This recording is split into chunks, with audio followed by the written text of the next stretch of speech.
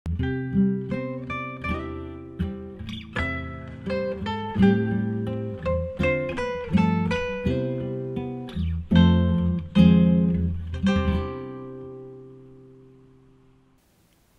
Ibu, anak-anak, saudara-saudaraku yang terkasih di dalam Tuhan Yesus Kristus, kita akan bersama-sama merenungkan firman Tuhan pada ibadah saat ini dengan kita bersama-sama mengawalinya di dalam doa.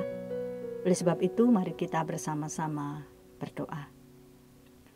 Tuhan, terima kasih untuk hari ini. Tuhan memberikan berkat, kekuatan, dan Tuhan memulihkan keadaan kami. Kami bersyukur untuk kesehatan dan rezeki yang terus Tuhan berikan kepada kami dalam situasi yang sangat terbatas dan situasi yang memprihatinkan seperti saat ini. Kami belajar untuk bersyukur dalam segala perkara dalam hidup kami. Dan oleh sebab itu kami hendak mendengarkan firman-Mu yang menjadi kekuatan bagi kami menjalani hidup kami. Berbicaralah dan nyatakanlah pemulihan-Mu dalam hati kami. Dalam Kristus kami berdoa. Amin. Saudara-saudara yang terkasih di dalam Tuhan, bacaan kita hari ini terambil dari kitab Injil Markus pasal yang ke-7. Kita perhatikan ayat 24 sampai dengan ayat yang ke-30, yang demikianlah sabda Tuhan untuk kita. Lalu Yesus berangkat dari situ dan pergi ke daerah Tirus. Ia masuk ke sebuah rumah dan tidak mau bahwa ada orang yang mengetahuinya, tetapi kedatangannya tidak dapat dirahasiakan. Malah seorang ibu yang anaknya perempuan kerasukan roh jahat segera mendengar tentang dia, lalu datang dan tersungkur di depan kakinya. Perempuan itu seorang Yunani bangsa Siro-Fenisia. Ia memohon kepada Yesus untuk mengusir setan itu dari anaknya. Lalu Yesus berkata kepadanya, "Biarlah anak-anak kenyang dahulu, sebab tidak patut mengambil roti yang disediakan bagi anak-anak dan melemparkannya kepada anjing." Tetapi perempuan itu menjawab, "Benar Tuhan, tetapi anjing yang di bawah meja juga makan remah-remah yang dijatuhkan anak-anak." Maka kata Yesus kepada perempuan itu, "Karena kata-katamu itu, pergilah sekarang, sebab setan itu sudah keluar dari anakmu." Perempuan itu pulang ke rumahnya dan didapatinya anak itu berbaring di tempat tidur, sedang setan itu sudah keluar. Demikianlah firman Tuhan. Yang berbahagia kita yang mendengarkan firman Tuhan dan melakukannya dalam hidup sehari-hari. Amin. Saudara-saudara yang terkasih di dalam Tuhan Yesus Kristus, tema kita hari ini adalah tabah dalam pengharapan. Saudara, di tahun 2019 awal, saya ingat saya bersama dengan keluarga dan beberapa teman ingin naik di sebuah gunung dengan nama Kawah Wijen di daerah Banyuwangi. Saya sangat antusias dan saya sangat bersemangat. Saya membayangkan saya akan melihat sebuah pemandangan yang luar biasa indahnya. Pagi hari kami berangkat dengan penuh semangat, saudara yang terkasih. Tetapi ternyata perjalanan itu tidak semenyenangkan yang saya bayangkan. Kenapa? Karena ternyata saya mengalami kelelahan. Kawah itu ada di sebuah puncak gunung dan tingginya sekitar 2.779 meter di bawah permukaan laut. Di tengah perjalanan saya kelelahan. Saya merasa capek dan saya merasa tidak kuat, baik ketika saya naik ataupun juga turun, semakin berat bagi saya. Saya seakan-akan sudah merasa berhenti saja, tidak akan melanjutkan perjalanan saya. Tapi lalu bagaimana ketika saya berhenti di tengah jalan? Kesulitan bagi orang untuk membawa saya pulang kembali. Maka dengan tertatih-tatih, dengan pelan-pelan saya sampai ke puncak. Saya melihat pemandangan yang luar biasa. Dan lalu saya turun juga dengan pelan-pelan. Saya baru sadar ketika semua sudah selesai bahwa saya adalah orang yang terakhir. Dan bersama dengan saya ada keluarga dan teman yang setia menemani saya. Perjalanan saya yang begitu lama, yang begitu sangat melelahkan dan menyakitkan bagi kaki saya. Saudara yang terkasih di dalam Tuhan Yesus Kristus, akhirnya saya kembali dengan selamat. Tetapi saya betul-betul terkesan dengan perjalanan itu, bahwa ternyata untuk mencapai puncak itu dan menyelesaikan perjalanan itu tidak cukup dengan semangat, tidak cukup dengan niat, tidak cukup juga dengan tubuh yang sehat. Karena apa? Karena ternyata begitu banyak rintangan, begitu banyak hambatan yang harus saya hadapi. Bahwa saya harus berjalan dengan melalui jalan yang terjal maupun juga jalan yang turun. Saya juga harus menghadapi kondisi tubuh saya yang tidak sefit dan sekuat yang saya pikirkan. Saya juga tidak mampu untuk kemudian terus-menerus menggantungkan hidup saya ataupun perjalanan saya dengan orang-orang di sekitar saya. Saya merasa tidak enak, saya merasa sungkan dan lain sebagainya. Saudara yang terkasih, dalam situasi seperti saat itu, maka ketabahan dan ketahanan ternyata dibutuhkan. Meskipun menghadapi berbagai macam persoalan, rintangan dan hambatan, saya harus kuat, saya harus tabah, saya harus tahan. Meskipun pelan-pelan, saya harus tetap menyelesaikan itu dengan baik. Saudara yang terkasih, apalagi pada masa sekarang, ketika pandemi COVID-19 menghancurkan ekonomi, tatanan sosial kehidupan kita, iman dan mental kita, maka yang dibutuhkan adalah ketahanan terhadap kemalangan itu. Yang dibutuhkan adalah ketabahan untuk menjalani perjalanan hidup kita yang saat ini tidak mudah. Saudara yang terkasih di dalam Tuhan Yesus Kristus, kita mengenal beberapa kecerdasan yang penting untuk membuat orang bisa berhasil dalam hidupnya. Ada kecerdasan intelektual, ada kecerdasan emosional, ada kecerdasan sosial, juga ada kecerdasan spiritual. Nah, ada satu kecerdasan yang sekarang digarap dan dikembangkan oleh orang-orang pada saat ini, yaitu sebuah teori yang dikembangkan oleh Paul J. Stoll yang ditulis di tahun 1979 dalam bukunya yang berjudul Mengubah Hambatan Menjadi Peluang. Ada satu kecerdasan yang sebetulnya perlu dimiliki oleh orang-orang zaman sekarang yang disebut dengan adversity quotient, yaitu kecerdasan dalam pengertian ketahanan dan ketabahan. Ketahanan ataupun ketabahan adalah ukuran kemampuan seseorang dalam mengatasi kesulitan-kesulitan yang dia hadapi. Orang diharapkan tidak mudah menyerah dan menghadapi kesulitan-kesulitan itu. Orang diharapkan juga mampu untuk mengelola emosinya sedemikian rupa sehingga dia tidak berhenti berusaha untuk terus memperjuangkan kehidupannya. Kecerdasan ini adalah kecerdasan bagaimana orang dapat mengatasi kesulitan-kesulitan semua itu dengan sikap yang teguh dan juga dengan sikap yang kuat, sehingga pada akhirnya dia akan menjadi pemenang ataupun pemimpin-pemimpin yang berhasil pada masa kini dan akan datang. Saudara, berbicara tentang ketabahan, ketahanan, dan tidak mudah menyerah, dapat kita lihat dalam gambaran dan tercermin dari perjuangan seorang perempuan, orang Yunani yang berasal dari Siro-Fenisia. Dikisahkan adalah seorang ibu yang berjuang untuk anaknya yang sakit. Saya pikir setiap orang tua dan juga seorang ibu akan berusaha bagaimana caranya supaya anak yang dikasihinya itu mendapatkan pertolongan. Dia sudah berusaha untuk mencari dokter, tabib di berbagai tempat, tetapi juga tidak dia dapatkan. Dia sudah berusaha sekuat tenaga untuk mendapatkan pertolongan di wilayah daerah tempat dia di Venusia.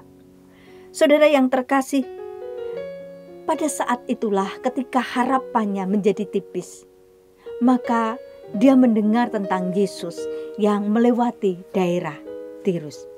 Dia tahu bahwa Yesus adalah seorang yang hebat karena beritanya sudah sampai kemana-mana. Yesus adalah seorang tabib yang luar biasa. Karena itu ketika Yesus melewati daerah Tirus, maka perempuan Sirofenisia itu kemudian bersungkur di hadapan Yesus dan memohon agar Yesus menolong anak perempuannya yang kedapatan sakit karena kerasukan setan. Nah saudara, mari kita lihat apa jawaban Yesus. Menarik. Karena kemudian Yesus mengatakan kepada perempuan ini dengan berkata, biarlah anak-anak kenyang dahulu, sebab tidak patut mengambil roti yang disediakan bagi anak-anak dan melemparkannya kepada anjing. Saudara, kesannya kasar ya, tetapi sebetulnya tidak dalam pemahaman konteks pada saat itu. Saudara, orang Yahudi mengenal anjing sebagai binatang yang najis. Dan orang Yahudi seringkali menyematkan kata anjing ini untuk bangsa non-Yahudi. Istilah ini seringkali dipakai untuk merendahkan orang-orang di luar Yahudi. Mereka dianggap sebagai orang-orang najis, seperti anjing yang memberikan kenajisan kepada orang-orang Yahudi. Kalau Yesus mengatakan tentang anjing seperti itu, apakah itu berarti dia merendahkan perempuan itu? Apakah itu berarti Yesus bersikap rasis dan kasar kepada perempuan itu? Saudara yang terkasih, disinilah kita melihat cara memandangnya yang berbeda antara Yesus orang Yahudi dan perempuan Sirofenisia itu sebagai orang Yunani. Bagi orang Yahudi, anjing itu adalah binatang yang najis. Tetapi bagi orang-orang Sirofenisia, anjing dalam hal ini bukan anjing liar, tetapi anjing peliharaan adalah anjing yang biasa hidup berdampingan dengan mereka. Anjing rumah, anjing peliharaan adalah anjing yang bisa tinggal di mana saja, termasuk tinggal di rumah mereka. Termasuk ketika anjing itu duduk di bawah meja dari tuan rumahnya.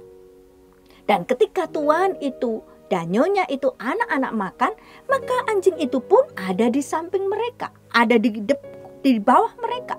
Sehingga biasa bagi mereka ketika makan dan kemudian memberikannya kepada anjing. Sama seperti kebiasaan kita Indonesia, terutama kita orang-orang Kristen. Jadi tidak ada masalah dengan istilah anjing itu. Dan inilah yang menarik ketika Yesus mengatakan bahwa tidak pantas bagi orang-orang memberikan roti kepada anjing, padahal itu diberikan kepada anak-anak. Maka disinilah kemudian kita melihat bagaimana perjuangan dari ibu ini dalam menyelesaikan dan menjawab pernyataan Tuhan Yesus tentang hal itu. Saudara yang terkasih di dalam Tuhan Yesus Kristus, dari teks kita kali ini menunjukkan kepada kita hal-hal yang penting untuk kita. Yang pertama, hal yang penting hari ini adalah bahwa ibu ini, perempuan Sirofenisia itu sadar bahwa dirinya bukan orang Yahudi. Dia sadar dia bukan orang Yahudi dan dia sadar bahwa dia adalah seorang perempuan.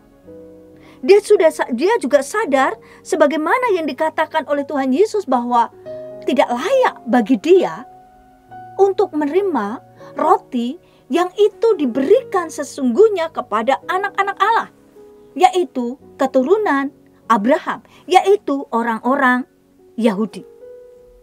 Tetapi meskipun itu hanya diberikan kepada orang-orang Yahudi, tetapi menurut dia sama seperti pengalaman yang dia alami bahwa anjing pun bisa mendapatkan itu ketika anak-anak Allah, keturunan dari Abraham itu berbelas kasihan kepada mereka.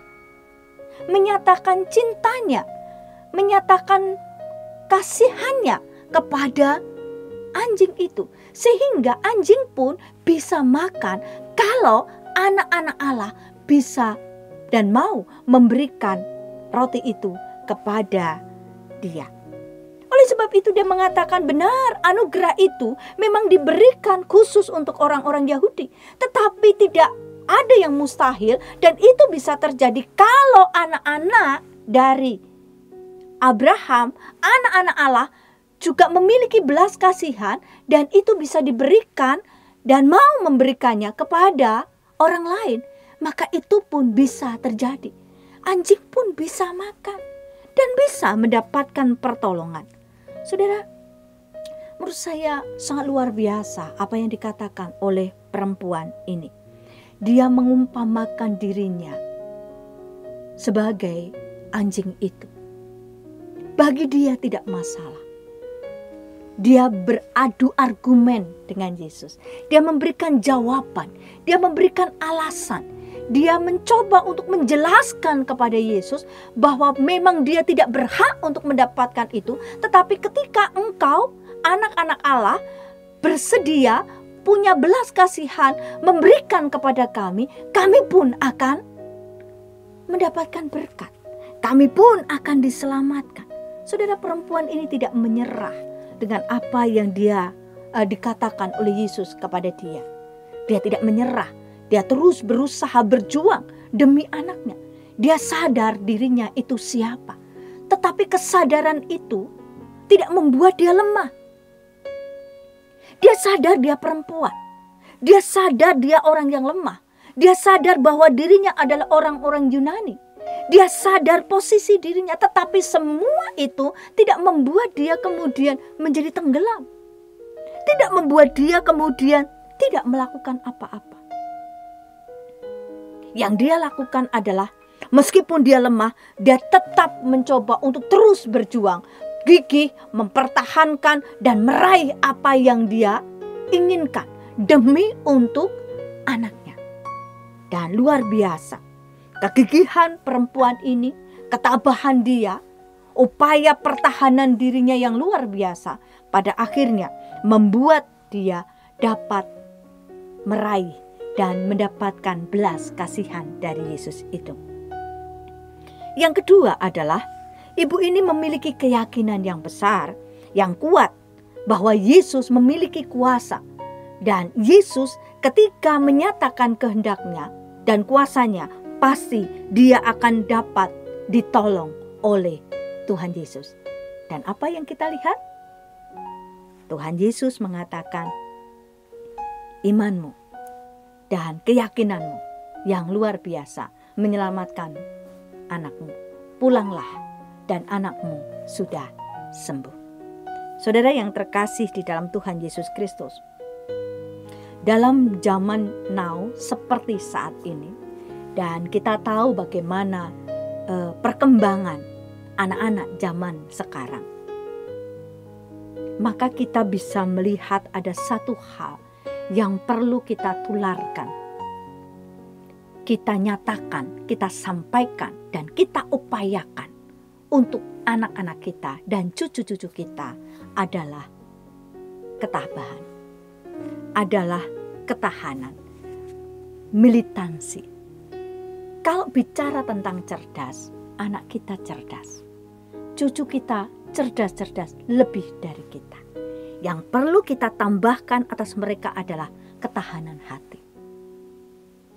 Dunia yang mereka hadapi saat ini dan yang akan datang bukan menjadi semakin baik, bukan semakin sederhana, bukan semakin indah, tetapi mungkin menjadi semakin berat untuk mereka. Persaingan sangat kuat, benturan nilai satu dengan yang lain begitu sangat nyata. Hidup ini begitu keras. Jadi yang diperlukan oleh anak-anak kita bukan hanya mereka pandai secara intelektual, bukan hanya pandai mengelola emosi, tidak hanya pandai untuk berinteraksi dan berrelasi dengan orang lain, tetapi juga ketahanan dalam hal ini adalah ketabahan yang disebut dengan ketahanan hati atau ketabahan. Saudara, kalau kita mencoba melihat dunia luar kita, ada negara-negara hebat seperti Amerika dan juga Jepang. Tapi tahukah kita bahwa negara Jepang, negara Amerika adalah negara yang ditandai begitu banyak anak-anak mudanya yang bunuh diri. Mengapa bisa begitu? Karena persaingannya ketat, benturannya luar biasa. Kerasnya hidup ini tidak mampu untuk membawa mereka untuk menghadapi dengan baik, dan akhirnya mereka menyerah dan bunuh diri. Dan kita melihat ada beberapa kasus terjadi di Indonesia. Anak-anak kecil yang mendapatkan bulian, anak-anak remaja yang mendapatkan bulian atau mendapatkan cemoohan atau kedapatan dipisah atau kemudian putus dengan pacarnya. Ada berita yang menyedihkan, mereka mengakhiri hidupnya. Apa yang kemudian menjadi persoalan di situ? Yaitu ketahanan hati, ketabahan dalam pengharapan akan kasih Tuhan dalam hidup ini. Oleh sebab itu, mari saudara-saudara, meskipun berat, tidak mudah, seperti ilustrasi saya naik gunung dan betul-betul kita merasa tidak mampu, bertahanlah. Mari kita bertahan. Mari kita tabah menjalani semua yang ada. Dan percayalah bahwa kita tidak pernah sendirian. Ada Allah yang menemani perjalanan hidup kita. Amin. Mari kita berdoa. Terima kasih Tuhan, karena Engkau telah menyatakan kehendak-Mu atas kami. Firman Tuhan, biarlah menjadi kekuatan bagi kami. Dalam Kristus kami berdoa.